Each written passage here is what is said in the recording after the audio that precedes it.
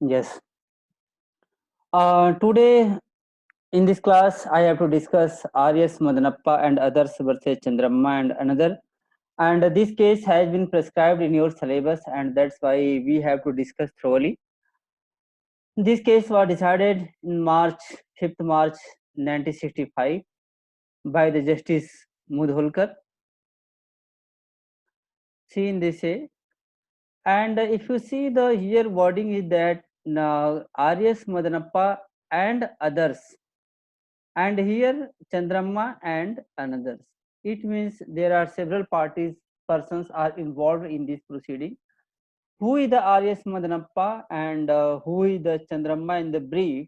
In the brief is that R.S. Madanappa is the father and Chandramma is the daughter of R.S. Madanappa. What happened? R.S. Madanappa got married, first marriage, and from that marriage he got two daughters. And after death of the first wife, he got another marriage, and from the second marriage, he got 5 to 6 babies like that. In this way, in this is the brief fact. I will start here. The question is that what does conduct not amount to estoppel? In this case, what happened? In this case, father was claiming that the conduct of the Chandramma must amount to estoppel. But Chandramma was claiming that no. Why not estoppel against me? Because facts were well known by my father. That's why Supreme Court concluded that if both the parties know true position, if both the parties knew true position, in that circumstances, there will not be any estoppel. In this way, here issue is that here I have framed the question, issue, brief. In the brief, come to the point here. See the R.S. Madanappa. He is the R.S. Madanappa. He got the first wife. Name of the first wife is that Puttan Jamma. Puttan Jamma. From the first wife, what happened?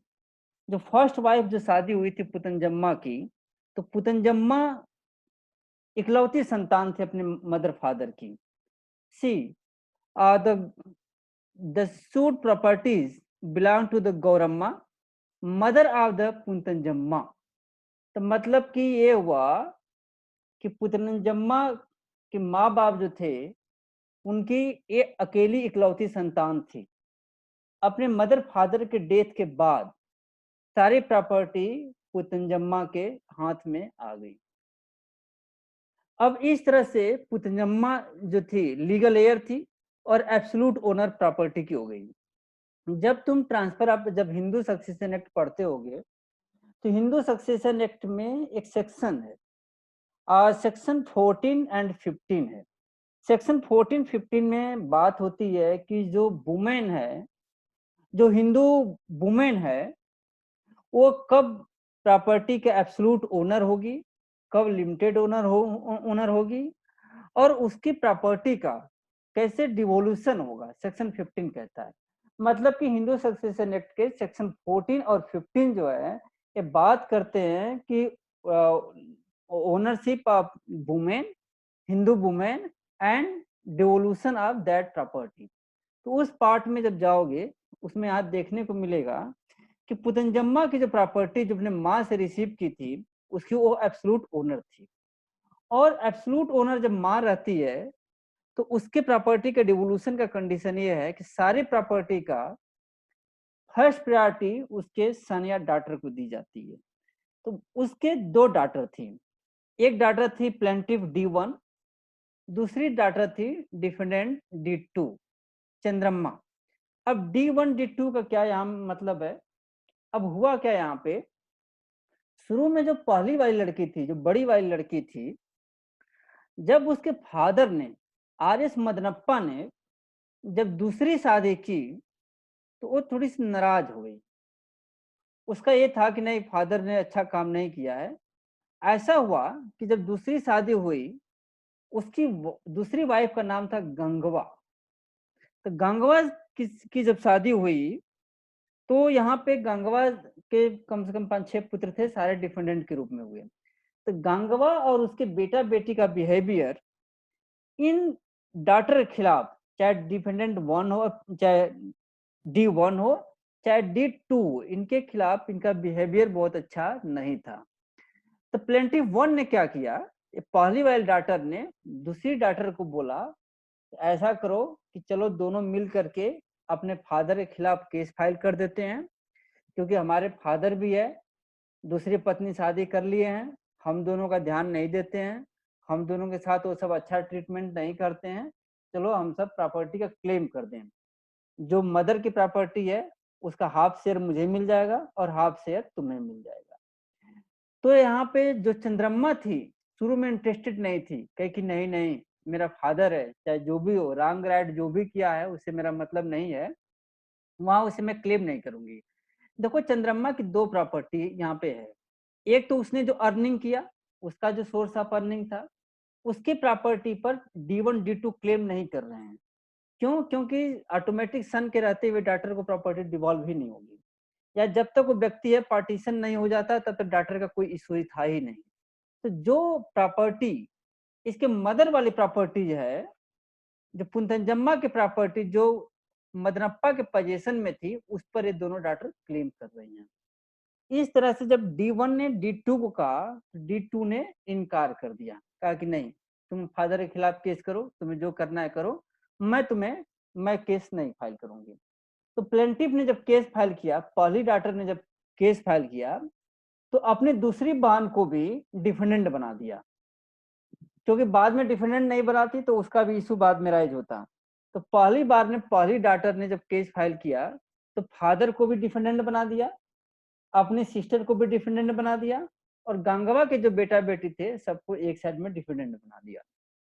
Case चला और पहली daughter ने case को जीत गई। पहली daughter case को जब जीत गई, हाफ शेयर मिल गया। अब उसके बाद दूसरी डॉटर को भी लालच आ गया, दूसरी डॉटर उसके हस्बैंड को भी लालच आ गया, कहेगी अरे यार देखो, पहली वाली बहन तुम्हारी थी, केस फाइल की, हाफ प्रॉपर्टी 10 बीघा जमीन थी, 5 बीघा 5 एकड़ उसके हिस्से में आ गया, 10 एकड़ था 5 एकड़ आ गया, दिल्ली में अरबपति बन गई, और तुम फादर के मोह माया में फंसी हुई हो। फादर तुम्हारा डेथ कर जाएगा तो किसको जाएगा? फाइनली तो तुम्हारे सौतेले भाई बहन को ही जाएगा।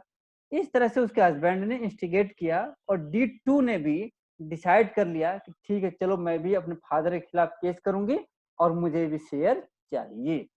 अब यहाँ पे जो सारा का सारा इशू एराइज हुआ, जब दूसरी बार केस फाइल होता है चंद्रम्मा द्वारा, वहां पे केस राइज होता है। पहली डॉटर ने अपना हाफ शेयर लिया, अपने वन साइड एक साइड होकर के निकल ली, जाओ जो करना है तुम सब करो। अब यहाँ पे केस राइज हुआ। अब हमें लगता है कि तुम लोग समझ गए होगे। मदनप्पा है, मदनप्पा की 2 पत्नियां हैं। पहली पत्नी पुंतंजम्मा है। पहली पत्नी पुंजम्मा अपने माँ से प्रॉपर्टी रिसीव की थी, तो इसलिए एब्सोल्यूट ओनर थी। एब्सोल्यूट ओनर की कंडीशन में सेक्शन 15 हिंदू सक्सेशन एक्ट का अप्लाई होगा, और अप्लाई होते ही दोनों डॉक्टर को हाफ हाफ शेयर मिलेगा। लेकिन हुआ क्या, पोजीशन किसके पास था? पोजीशन फादर के पास में था। तो पहली डॉटर ने क्लेम किया, पहली डॉटर ने अपना आधा हिस्सा लिया और निकल गई। दूसरी डॉटर थी, पहले इमोशन में थी, अपना हिस्सा नहीं लेना चाहती थी, लेकिन जब पहली डॉटर को देखा कि पहली सिस्टर वाली बड़ी वाली सिस्टर ने तो इतना पैसा लेकर के चली गई, मुझे तो कुछ नहीं मिला, इसके मन में भी लालच आ गया।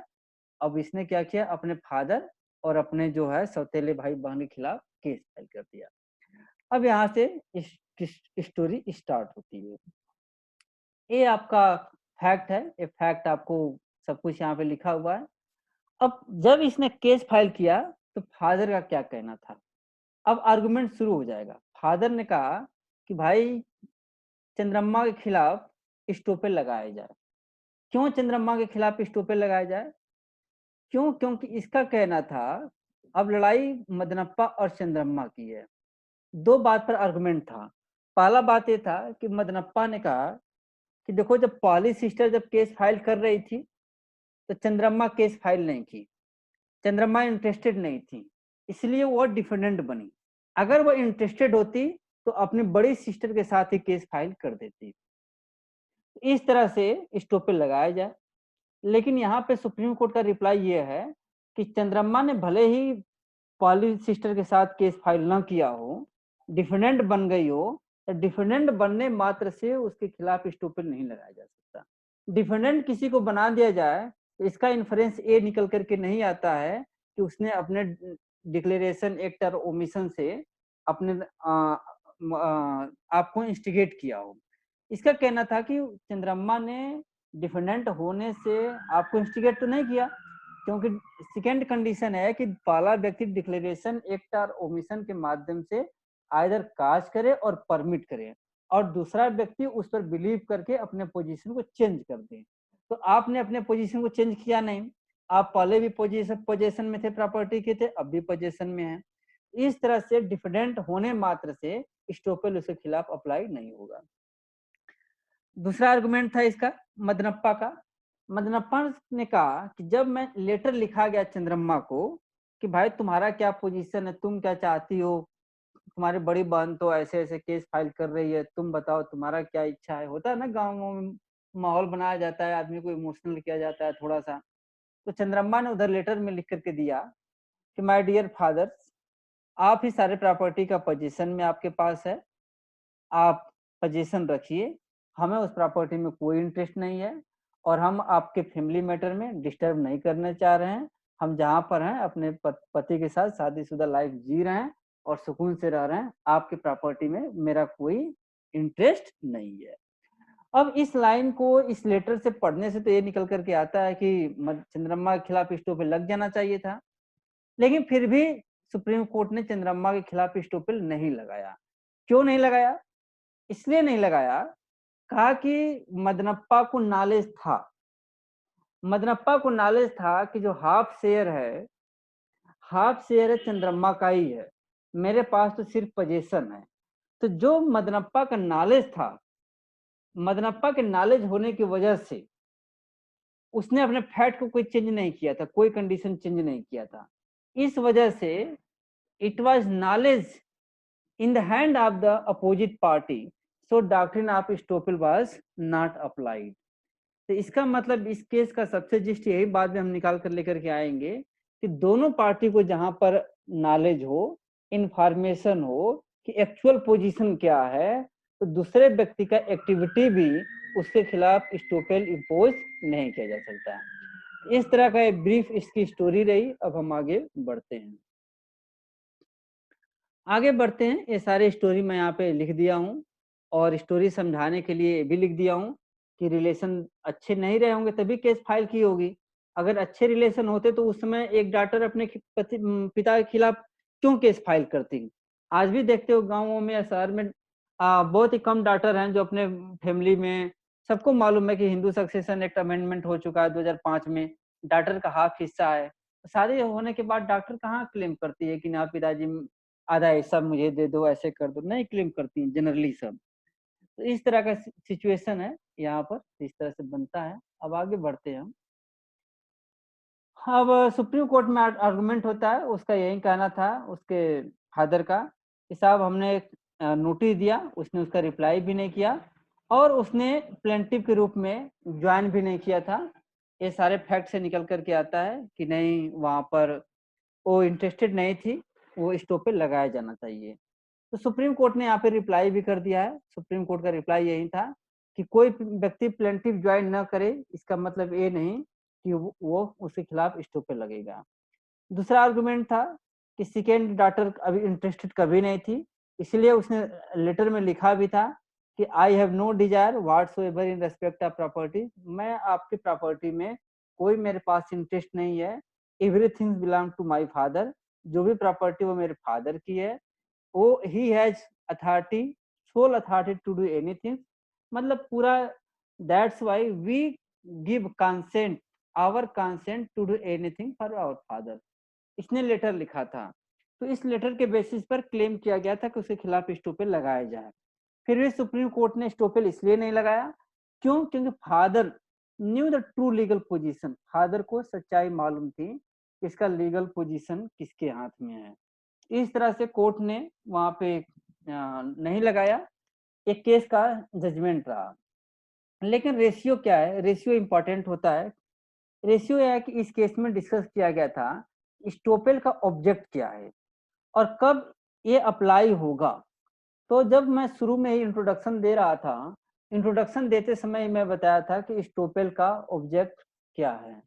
स्टोपेल का ऑब्जेक्ट यही है कि to prevent the fraud and promote the honesty, to see the promotion of honesty and good faith, this is the object of the estoppel. Detriment means loss. Estoppel का ये भी कंडीशन है कि पार्टी ने आपको रिप्रेजेंट किया, कैसे किया, एक्ट ओमिशन डिक्लेरेशन से आपने अपने पोजीशन को चेंज किया और चेंज करने के बाद आपको लॉस हुआ। ये बहुत इंपॉर्टेंट है, लॉस हुआ। क्योंकि जब मैं स्टोपेल और प्रोमिजरी स्टोपेल में जब अंतर बताऊंगा तो वहां पे सबसे बड़ा इंपॉर्टेंट पॉइंट निकल करके आएगा कि स्टोपेल में लॉस होना जरूरी है, लेकिन प्रोमिजरी स्टोपेल में लॉस होना जरूरी नहीं है। ये पॉइंट ध्यान में रखना। बाद में हमें प्रोमिजरी स्टोपेल का अगर टाइम मिलेगा डिस्कस करूंगा, और नहीं मिला तो मैं लिख करके दे दिया हूँ भाई, उसी से तुम लोग पढ़ लेना, क्योंकि जो सिलेबस में है उसी को मैं डिस्कस करूंगा, क्योंकि टाइम का भी बहुत हो रहा है, टाइम भी बहुत तेजी से आगे बढ़ चुका है। तो डेट्रीमेंट है, डेट्रीमेंट का होना जरूरी है, लॉस का होना जरूरी है। तो कोर्ट ने मदनप्पा केस में सबसे इंपॉर्टेंट बात है ऑब्जेक्ट डिस्कस किया, और जहां दोनों पार्टी के को फैक्ट ट्रूथ मालूम हो वहां पर स्टोपेल अप्लाई नहीं होगा, लॉस होना जरूरी है। और इक्विटेबल स्टोपेल, ताकि इक्विटेबल स्टोपेल सेक्शन 115 में अप्लीकेबल नहीं होता है। क्यों? देखो, स्टोपेल जब कोई लॉ कोडिफाइड कर दिया जाता है, इंडिया में अगर स्टोपेल कोडिफाइड हो गया, इक्विटेबल स्टोपेल अप्लाइड नहीं होगा। इक्विटेबल स्टोपेल क्या होता है? इक्विटेबल स्टोपेल जो होता है, स्टोपेल इक्विटी से डेवलप होकर के आया ही है। इक्विटेबल स्टोपेल का मतलब ये होता है कि जहां इक्विटी की डिमांड हो, जहां लॉ साइलेंट हो, जहां कोडिफाइड लॉ साइलेंट होता है, वहां पे इक्विटेबल स्टोपेल अप्लाई कर दिया जाता है। लेकिन वो भी तब अप्लाई किया जाता है कि when party has come with clean hands. Equity अब वहीं अप्लाई होती है जहां party has come with the clean hands. इस तरह से हम देखेंगे कि इस केस में कोर्ट ने इक्विटेबल स्टोपेल अप्लाई नहीं किया, और शरद चंद्र का केस भी यही है कि स्टोपेल वहां अप्लाई नहीं होगा जहां पे लॉ कोडिफाइड है। और कंक्लूजन निकल करके आया, स्टोपेल was not applied against the Chandramma. Main reason was that truth was known to both parties. Main reason इसमें क्या था कि दोनों पार्टी को ट्रूथ मालूम था, इसलिए यहाँ पर स्टोपेल अप्लाई नहीं हुआ। इस तरह से ये केस कंप्लीट हो गया। सिलेबस में तुम्हारे एक केस और मेंशन किया गया है, वो कौन सा यूनिवर्सिटी कॉलेज का केस है भाई? एक और केस डिस्कस करता हूँ अभी। बहरामपुर यूनिवर्सिटी हाँ, बहरामपुर यूनिवर्सिटी का सही। बहरामपुर यूनिवर्सिटी का तो बहुत ही, एक मिनट पूछता से पहले है क्या, कहाँ है वो, स्पेलिंग क्या है? बहराम, ओ सॉरी, हाँ BEH, बहराम। स्पेलिंग देख के बताना तो क्या हो रही है, रुक जाओ, यूनिवर्सिटी देख देते हैं। सर सनातन गौड़ा। रुक जाओ, हाँ, सनातन गौड़ा वर्सेस बेरहाम, बेरहमपुर यूनिवर्सिटी। बेरहम एक था ना जब हम लोग पढ़ा रहे थे, वो वाला केस पढ़ा रहे थे पकालाल नारायण स्वामी का, तो वहीं पे गया था ना, बेरहमपुर में ही तो गया था पैसा रिसीव करने के लिए, पकालाल नारायण स्वामी का जो केस था। चलो अब हम इस यूनिवर्सिटी इस केस को डिस्कस करते हैं, 60 में डिस्कस कर लेंगे। सनातन गौड़ा वर्सेस बेरहम यूनिवर्सिटी एंड अदर्स। एक बात और मैं बता दूं, हम लोगों के केस में स्टोपेल पे जितने भी टॉपिक रखे गए हैं, स्टोपेल के केसेस, कोई भी लैंडमार्क जजमेंट नहीं है, कोई भी नहीं, बहुत ही एक बेसिक जजमेंट रखे गए हैं। प्रोमिजरी स्टोपेल पे तो पूरा बाइकाट ही कर दिया गया है, जबकि MP शुगर मिल्स को एक केस रख देते सारा कवर कर लेता हूँ। बरहाम सनातन गौड़ा की यूनिवर्सिटी का ये केस है कि स्टोपेल का टॉपिक तो भले रखा गया है, मतलब कि उसमें सिलेबस में, लेकिन एक भी चीज, एक भी रेशियो जो है इसके बारे में, स्टोपेल के बारे में डिस्कस ही नहीं किया गया है। इसलिए तुम लोगों को मैं बता रहा हूँ कि जो एक क्वेश्चन एलएलबी का आया हुआ है 2019 में तुम्हारे सिलेबस में, उसका मैं रिप्लाई किया हूँ 4 पेज में। वहां पे सारे केसेस जो इंपॉर्टेंट केसेस हैं, जो सिलेबस में नहीं है, इंपॉर्टेंट केसेस हैं, उसको मैं डिस्कस किया हूँ, तो वहां पे उसको पढ़ लेना। ठीक है, सनातन गौड़ा का मैं कंप्लीट कराना चाहता हूँ, और इसका फैक्ट्स भी बहुत क्लियर के साथ, क्लियरिटी के साथ नहीं है। इसका ये है, एक स्टूडेंट है, उसका नाम है सनातन गौड़ा। सनातन गौड़ा ने एडमिशन लिया, कहाँ पे एडमिशन लिया? एक गंजाम लॉ कॉलेज है, Ganjam law college affiliated college था बरहामपुर यूनिवर्सिटी से। उड़ीसा में बेरहामपुर एक यूनिवर्सिटी है। अब जान ही रहो कि यूनिवर्सिटियों से बहुत सारे कॉलेज एफिलिएटेड रहते हैं, तो उसी में एक कॉलेज था गंजामला कॉलेज, उसमें उसने एडमिशन लिया।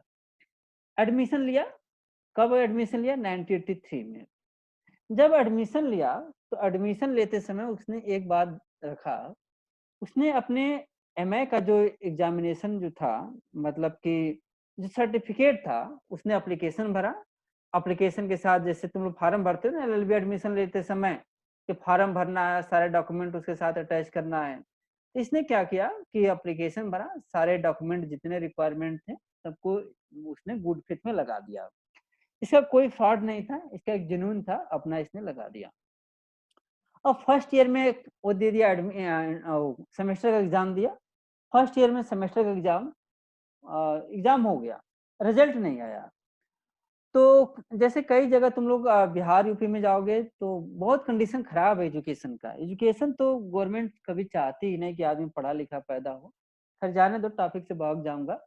तो बिहार यूपी में देखोगे रिजल्ट आएगा तुम्हारा, उसमें एग्जाम दोगे 2019 में, तो रिजल्ट आएगा 22 में, 23 में रिजल्ट आता है, ऐसे ऐसे रिजल्ट आता है।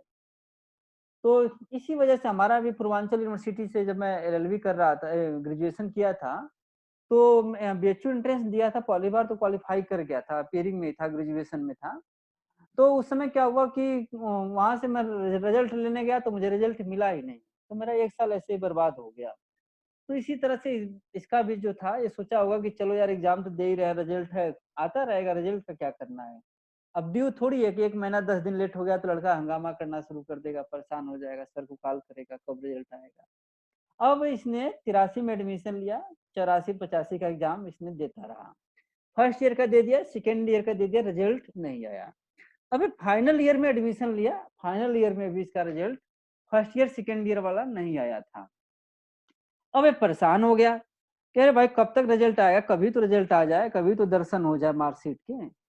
अब इसने क्या किया, यूनिवर्सिटी में रिक्वेस्ट किया कि भाई हमारा रिजल्ट दिया जाए। जब इसने यूनिवर्सिटी में रिजल्ट क्लेम किया, तो यूनिवर्सिटी से उधर से रिप्लाई आया कि आप एडमिशन लेने के लिए एलिजिबल ही नहीं थे। क्या करने के लिए? एडमिशन लेने के लिए आप एलिजिबल ही नहीं थे।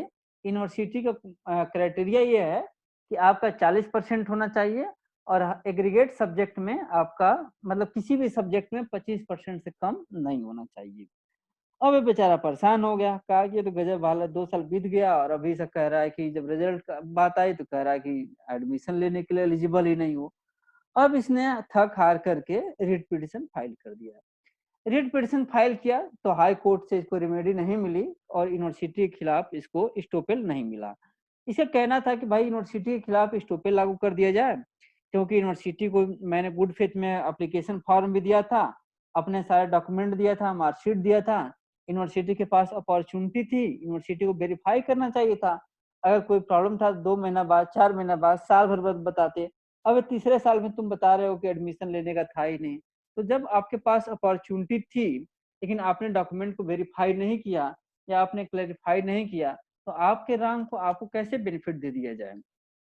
इस तरह का मैटर जब सुप्रीम कोर्ट में गया, तो सुप्रीम कोर्ट ने यहाँ पे लिखा जजमेंट में।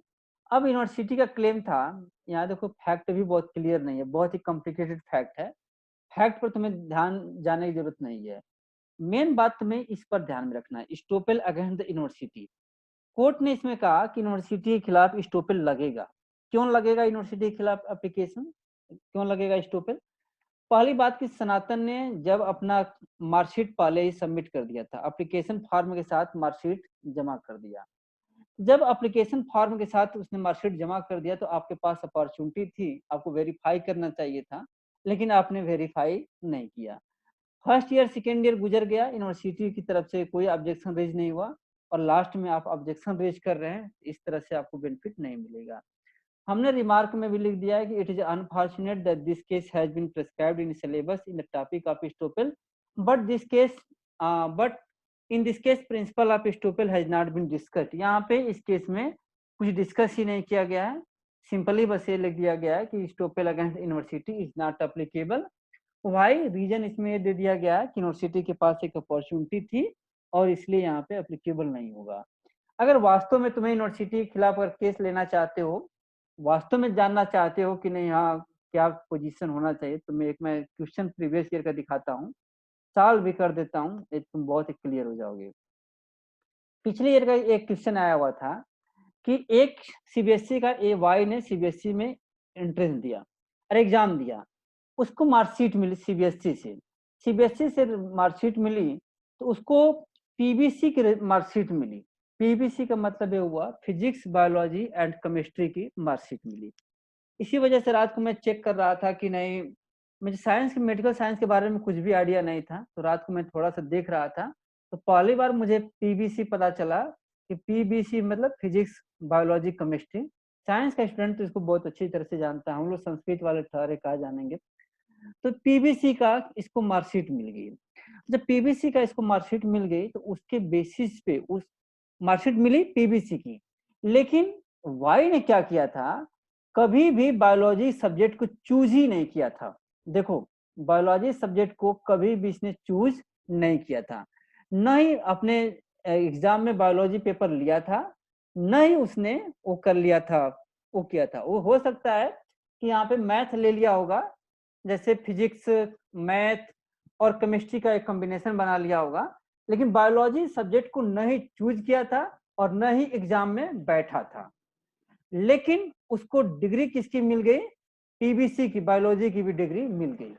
अब वो जानता था कि जब मैं फार्म भरा ही नहीं, मैं एग्जाम में बैठा ही नहीं, तो मुझे बायोलॉजी की मार्कशीट कैसे मिल गई। उसे मालूम था कि एक गलती से मेरे पास मार्कशीट मार्कशीट आ चुकी है।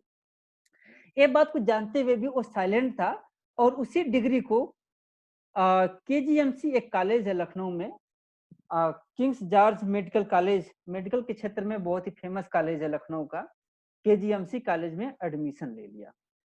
एडमिशन तो ले लिया, अब केजीएमसी के पास मार्कशीट थी, केजीएमसी के पास अपॉर्चुनिटी ही नहीं थी कि वो वेरीफाई करे कि एग्जाम में बैठा है कि नहीं बैठा है, वो तो मार्कशीट आई थी, वहां से वो बैठ गया। अब फर्स्ट सेमेस्टर का एग्जाम उसने अपीयर हुआ, सीबीएसई को रियलाइज हुआ कि अरे तो गलती से मार्कशीट हो गया है, करेक्ट मार्कशीट सीबीएसई ने भेज दिया। जब करेक्ट मार्कशीट सीबीएसई के थ्रू आई तो केजीएमसी ने उसके एडमिशन को कैंसिल कर दिया। जब एडमिशन को कैंसिल किया तो वाई ने केस फाइल कर दिया और कहा कि स्टोपेल केजीएमसी के खिलाफ अप्लीकेबल होना चाहिए और मुझे एमबीबीएस की जो डिग्री है उसको कंप्लीट करने देना चाहिए। एमबीबीएस को कंप्लीट करने में इंटर्नशिप को मिला करके 5 से 6 साल लग जाते हैं, केजीएमसी को अलाउ किया जाए। अब क्वेश्चन राइज हुआ कि क्या यूनिवर्सिटी के खिलाफ, केजीएमसी के खिलाफ स्टोपेल अप्लीकेबल होगा कि नहीं होगा। तो इसका यही कंक्लूजन है कि केजीएमसी के खिलाफ स्टोपेल अप्लीकेबल नहीं होगा। क्यों नहीं अप्लीकेबल होगा, पहली मैं बात बता दूं। पहले तो तुम्हें मदनप्पा से अंतर करना होगा। मदनप्पा के केस में अंतर यह था कि वहां दोनों पार्टी को ट्रू फैक्ट मालूम था और यहाँ पे ट्रू फैक्ट मालूम नहीं था। और हमारे सिलेबस में एक और केस है, माधुरी का भी केस है, जो मेडिकल में एडमिशन ले ली रहती है और उसका कार्ड सर्टिफिकेट ठीक नहीं था, वो भी मैं डिस्कस करूंगा। तो हमने इसका रिप्लाई करने के लिए कई केस को छान मारा, उसमें हमने देखा कि तुम्हारे सिलेबस का केस जो था, जो भी था, हमने university of Delhi versus Ashok Kumar का केस लिया।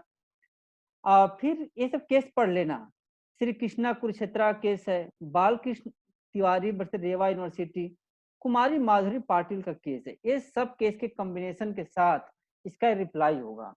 इसमें सबसे अच्छा जो जजमेंट मुझे लगा है, सबसे नाइस जजमेंट जो है, इसको पढ़ना तुम लोग, बहुत ही प्यारा जजमेंट है ये। इससे अच्छा कोई जजमेंट हो ही नहीं सकता भाई साहब। ये मध्य प्रदेश हाई कोर्ट का जजमेंट है, लेकिन एग्जाम में हमेशा पूछता है। इसने क्या किया, एक केस है बाल कृष्ण तिवारी, बाल है कृष्ण है, यहाँ पे तिवारी की जगह मुरारी लिखना चाहिए था, तो शायद कॉम्बिनेशन सही रहता, लेकिन चलो ठीक है, गलती हो गई होगी। तो बाल कृष्ण तिवारी वर्सेज रजिस्ट्रार अवधेश प्रताप सिंह विश्वविद्यालय रेवा का एक यूनिवर्सिटी है। तो इसको जब 60 में पढ़ोगे, गाइड में पढ़ोगे, तो केस का नाम आएगा बाल कृष्ण तिवारी वर्सेज रेवा यूनिवर्सिटी, या रेवा यूनिवर्सिटी केस का नाम लिख देना बाल कृष्ण तिवारी वर्सेज रेवा यूनिवर्सिटी, या लिख देना रजिस्ट्रार अवधेश प्रताप सिंह विश्वविद्यालय रेवा। अब इसके इसमें भी एलएलबी का एडमिशन था कि बाल कृष्ण एलएलबी का स्टूडेंट था, ये चीजें हैं।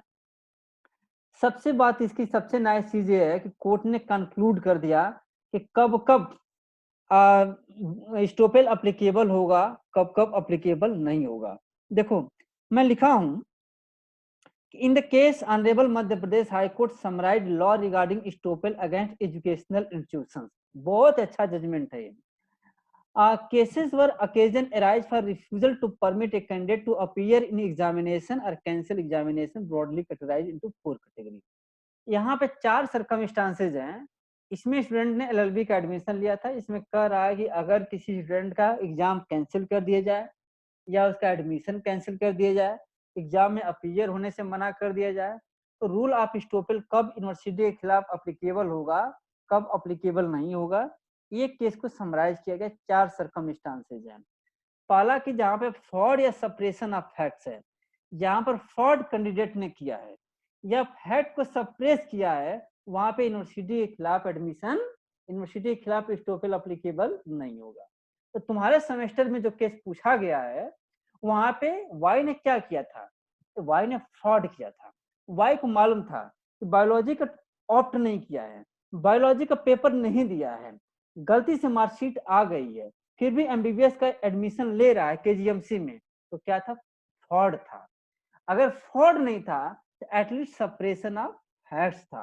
तो जब फ्रॉड या सप्रेशन ऑफ फैक्ट्स होगा, तो वहां पे यूनिवर्सिटी के खिलाफ स्टोपेल अप्लीकेबल नहीं होगा, तो केजीएमसी के खिलाफ स्टोपेल अप्लीकेबल नहीं होगा।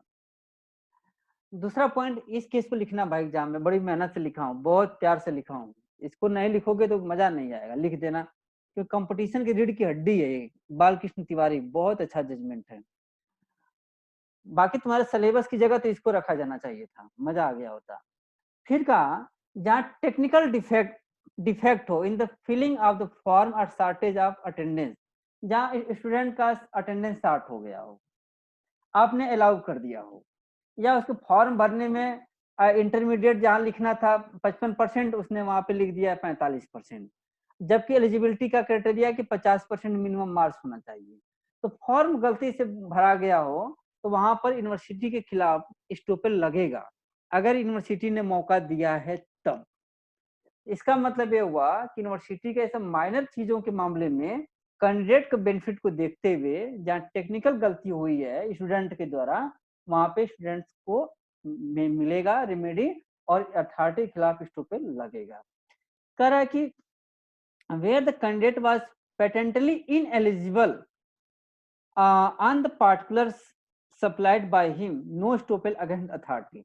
जहाँ पेटेंटली इनएलिजिबल था, जैसे मान लीजिए कि बीएससी में एडमिशन लेने के लिए, सॉरी एलएलएम में एडमिशन लेने के लिए एलएलबी की डिग्री चाहिए। अब स्टूडेंट्स के पास एलएलबी की डिग्री थी ही नहीं, फर्जी से उसने क्या डिग्री ले लिया, फर्जी से उसने मार्कशीट बनवा करके फर्जी से उसने एडमिशन ले लिया। जैसे मैं तुम लोग एक क्लास आईपीसी का पढ़ा रहा था, तो उसमें एक केस था ना कि Mishra, Abhayanand Mishra versus state of Bihar का, वो क्वालिफाइड ही नहीं था, अंग्रेजी सब्जेक्ट लिया ही नहीं था, उसने ग्रेजुएशन किया ही नहीं था, फिर भी उसने क्या किया, उसने अपने आप को शो करके वहां पर एडमिशन ले लिया। तो इसमें कह रहा है कि इस तरह के मैटर में स्टोपेल यूनिवर्सिटी के खिलाफ अप्लीकेबल नहीं होगा। तो तुम लोग यहाँ पे देखे होगे कि यूनिवर्सिटी के खिलाफ कब कब अप्लीकेबल नहीं होगा, स्टोपेल कब नहीं लगेगा, या तो कैंडिडेट ने फ्रॉड किया है, या कैंडिडेट के पास जो एलिजिबिलिटी क्राइटेरिया थी वो था ही नहीं। यहाँ पे था इसके पास एलिजिबिलिटी क्राइटेरिया क्या होनी चाहिए थी, उसके पास बायोलॉजी का पेपर होना चाहिए था, बायोलॉजी का पेपर था ही नहीं, और यहाँ पे फ्रॉड और एरर भी था, सपरेशन ऑफ फैक्ट्स था। चौथा पॉइंट था estoppel depends upon the particular facts of each case. कोई हार्ड एंड फास्ट फार्मूला आप इसको लेट डाउन नहीं कर सकते हैं, इसके केस को केस टू केस वेरी करेगा, कब आप स्टोपेल अप्लाई होगा कब नहीं होगा केस पे डिपेंड करेगा। इस केस का आंसर तुम्हें जब आएगा, इसका बालकृष्ण का केस तुम्हें लिखना होगा। इन दिस केस फ्रॉड और सपरेशन देयर वाज नो स्टोपेल, इसका मैंने यहाँ पे आंसर लिख दिया है। और एक केस तुम्हारे एक लास्ट केस है जो मैं कल तुम्हें डिस्कस करूंगा या रात को डिस्कस करूंगा।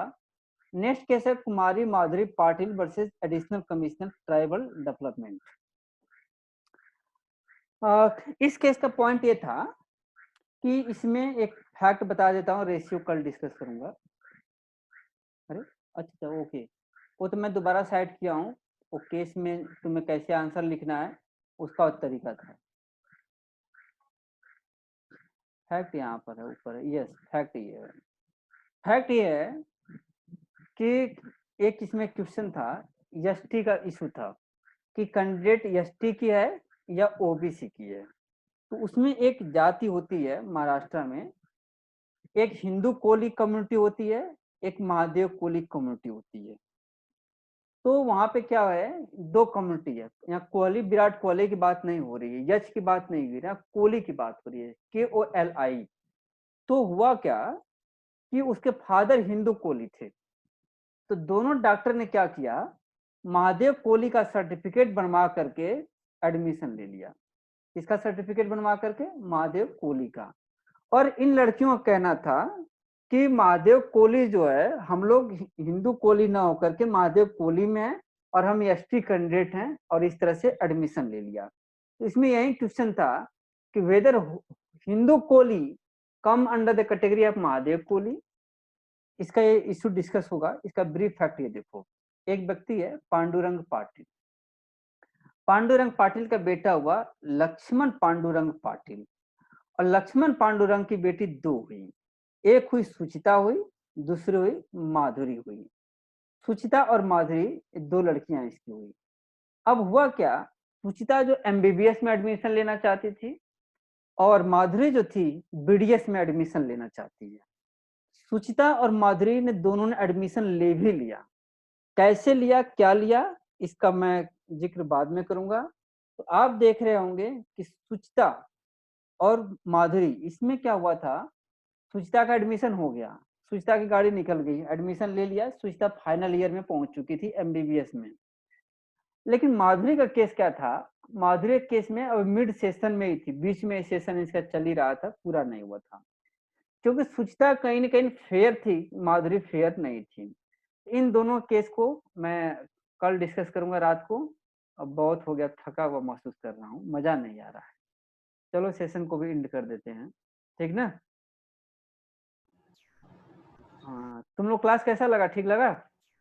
जी सर बढ़िया। Yes sir.